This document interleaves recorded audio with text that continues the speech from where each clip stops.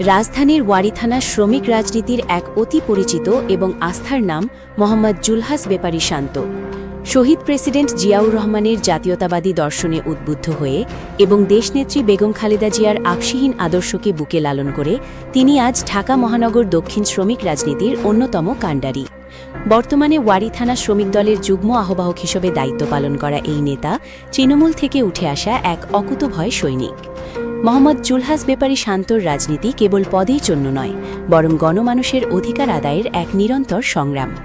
আধুনিক বাংলাদেশের রূপকর শহীদ প্রেসিডেন্ট জিয়াউর রহমানের উৎপাদনমুখী রাজনীতির ধারাকে সমুন্নত রাখতে তিনি সর্বদা সচেষ্ট।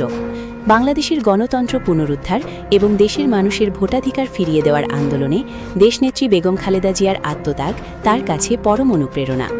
বর্তমান সময়ে তারুণ্যের অহংকার এবং বিএনপির ভারপ্রাপ্ত চেয়ারম্যান ও প্রধানমন্ত্রী জনাব তারেক রহমানের টেক ব্যাক বাংলাদেশ আন্দোলনের নির্দেশানুযায়ী তিনি ওয়ারী এলাকায় শ্রমিক দলকে একটি শক্তিশালী ও সুসংগঠিত ইউনিটে পরিণত করেছেন। জুলহাস বেপারী শান্তর রাজনৈতিক পথ চলায় রয়েছে দক্ষ নেতৃত্বের ছোঁয়া। ঢাকা ৬ আসনের গণমানুষের নেতা, অবিভক্ত ঢাকার সাবেক সফল মেয়র সাদেক হোসেন খোকার উত্তরসূরি, ঢাকা ৬ আসনের সংসদ সদস্য ইঞ্জিনিয়ার ইশরাক হোসেনের যোগ্য নেতৃত্বে এবং ঢাকা ৭ আসনের অভিভাবক ও বলিষ্ঠ জননেতা আলহাজ হামিদুর রহমান হামিদের প্রত্যক্ষ দিকনির্দেশনায় শান্ত ওয়ারী রাজপথের লড়াকু ভূমিকা পালন করছেন। বড় বড় নেতাদের সান্নিধ্যে থেকে তিনি শিখেছেন কিভাবে প্রতিকূল পরিবেশেও দলের আদর্শকে উচ্চে তুলে ধরতে হয়। মাঠ পর্যায়ে রাজনীতিতে শান্তর রয়েছে ব্যাপক গ্রাহকযোগ্যতা। ৩৯ নং ওয়ার্ড বিএনপির সাংগঠনিক সম্পাদক এমদাদ পাটোয়ারির অত্যন্ত আস্থাভাজন ও ঘনিষ্ঠ সহযোগী হিসেবে তিনি ৩৯ নং ওয়ার্ড সহ পুরো ওয়ারী এলাকায় শ্রমিক ও সাধারণ মানুষের সুখে দুঃখে পাশে থাকেন।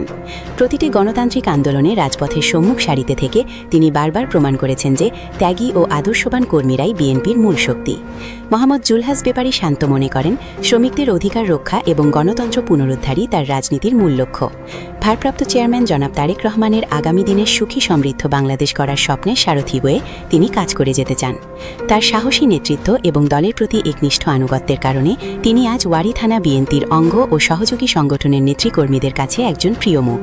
তৃণমূল থেকে উঠে আসা এই তরুণ নেতা বিশ্বাস করেন অচিরেই দেশনেত্রী বেগম খালেদা জিয়ার মুক্তি এবং জনাব তারেক রহমানের নেতৃত্বে বাংলাদেশ তার কাঙ্ক্ষিত গণতন্ত্র ফিরে পাবে।